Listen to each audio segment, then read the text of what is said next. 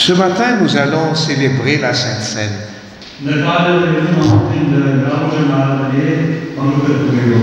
Mais quelle est la relation avec la Sainte Seine et le texte que nous venons de lire?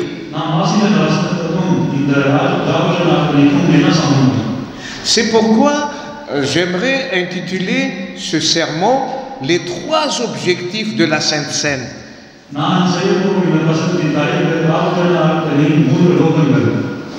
Le premier objectif, Dieu habite à la fois dans un lieu très haut. Dieu habite dans un endroit élevé que personne ne peut atteindre.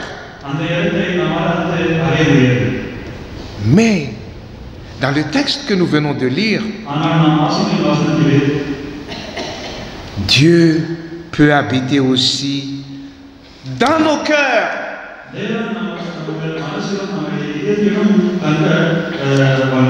Et c'est ça la bonne nouvelle pour la Sainte Seine. Ésaïe 57, le verset 15. J'habite dans les lieux élevés et dans la sainteté, mais je suis avec l'homme contrit et humilié.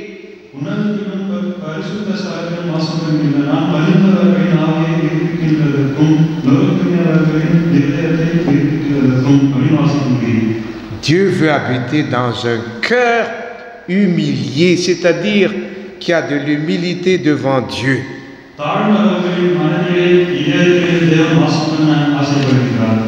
Lorsque Jésus a dit dans Matthieu 26, 26 à 28,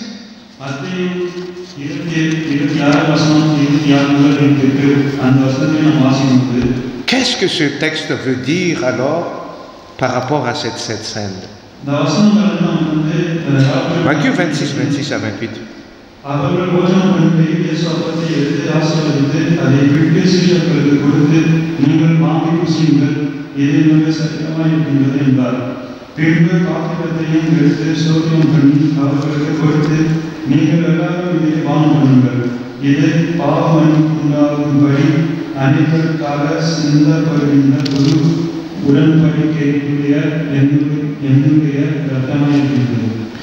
Ce texte veut dire tout simplement que Dieu nous est accessible grâce à Jésus.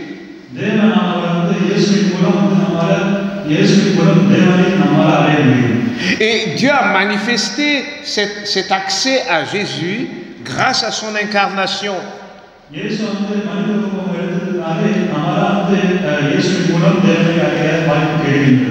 Cet emblème que nous voyons là, le pain et le vin,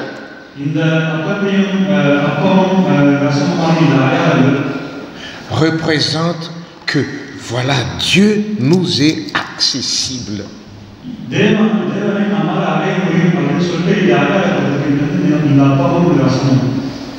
Eh bien, le premier objectif de la Sainte Seine alors,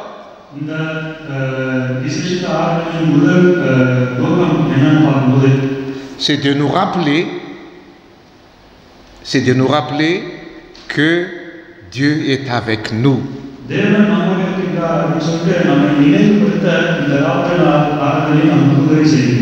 Il ne faut pas quitter Dieu.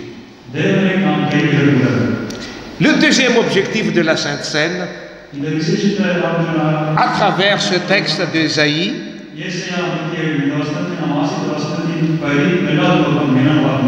je vous rappelle que c'est l'orgueil qui a entraîné la chute de Satan.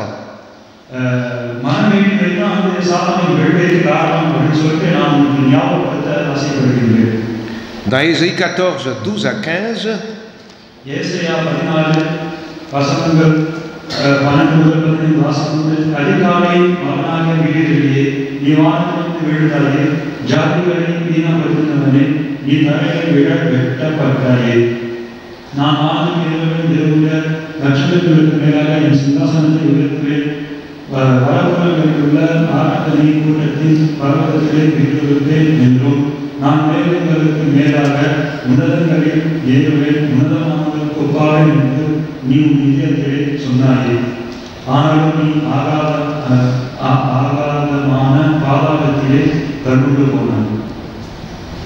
C'est le langage de l'orgueil de Satan qui a été mentionné dans Ésaïe 14.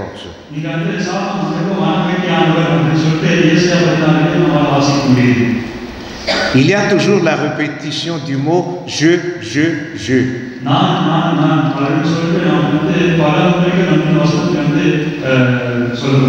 Comment tu dis je? Non. Oui, c'est je, l'orgueil. Tout est centré sur soi-même. Mais l'idée véhiculée par la Sainte Seine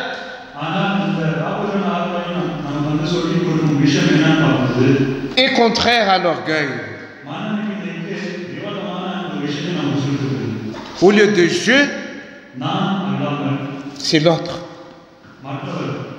Et bien par le lavement des pieds tout à l'heure, nous allons vivre aussi d'une manière symbolique l'humilité en Jésus-Christ.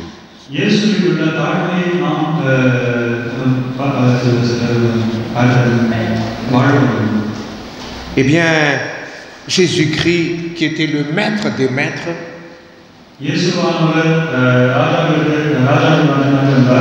il a accepté de laver les pieds de ses disciples. C'est le langage de l'humilité. C'est grâce à son humilité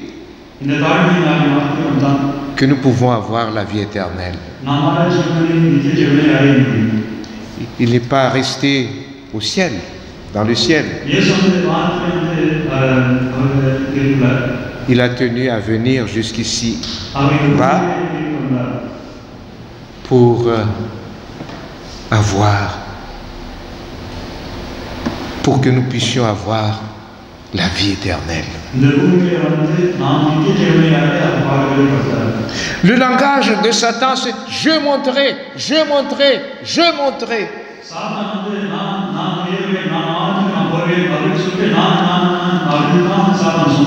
Le langage de Jésus, je descends.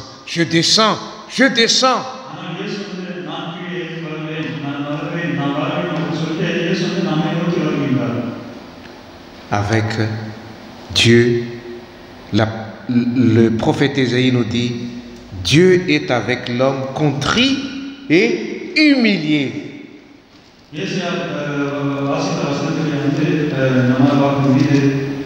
Avec l'homme, le cœur contrit.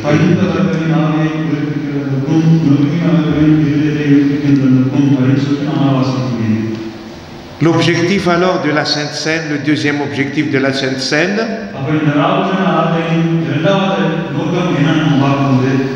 c'est de nous permettre de nous humilier devant Dieu et d'entrer en communion avec lui. Et il l'a promis pour nous aujourd'hui. Et lorsque Dieu est avec nous, il y a toujours une bénédiction. Voici le troisième objectif de la Sainte Seine à travers ce texte d'Ésaïe.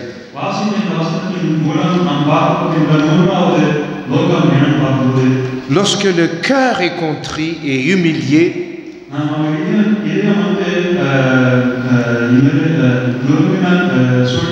c'est à ce moment-là que Dieu peut nous donner un renouvellement de notre force.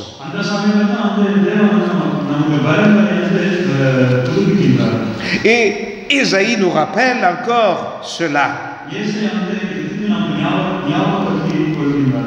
Ésaïe 57, le verset 15. Afin de ranimer les esprits humiliés. Ranimer.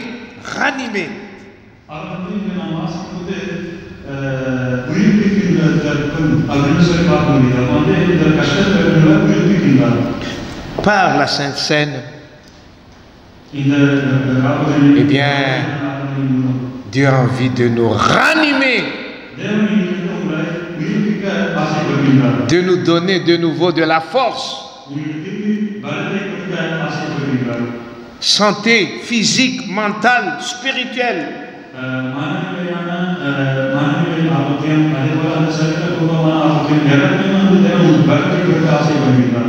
Quand nous prenons le pain et le vin, sachez que Dieu a envie de nous redonner la vie.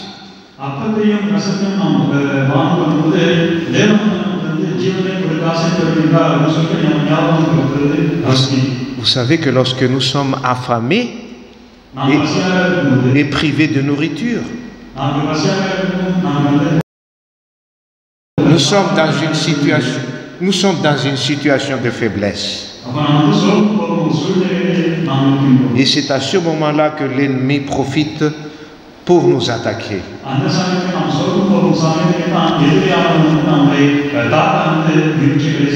Et ce n'est pas par hasard si Jésus a institué la Sainte Seine.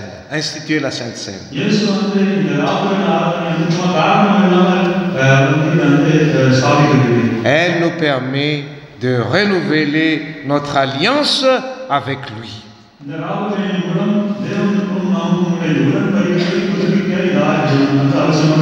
C'est la promesse de Dieu pour chacun de nous aujourd'hui.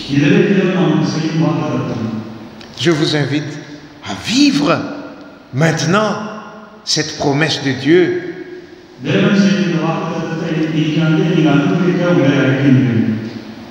En nous approchant de Dieu par rapport à cette Sainte Seine.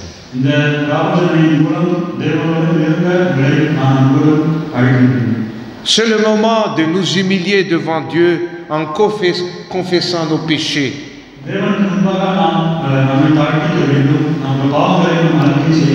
C'est le moment aussi de prendre le pain et le vin par la foi pour avoir un nouveau départ dans notre vie.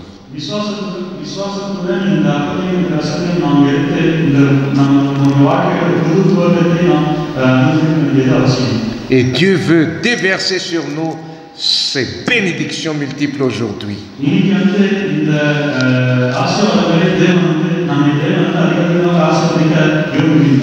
C'est un moment de bénédiction pour l'Église, pour chacun de nous aujourd'hui.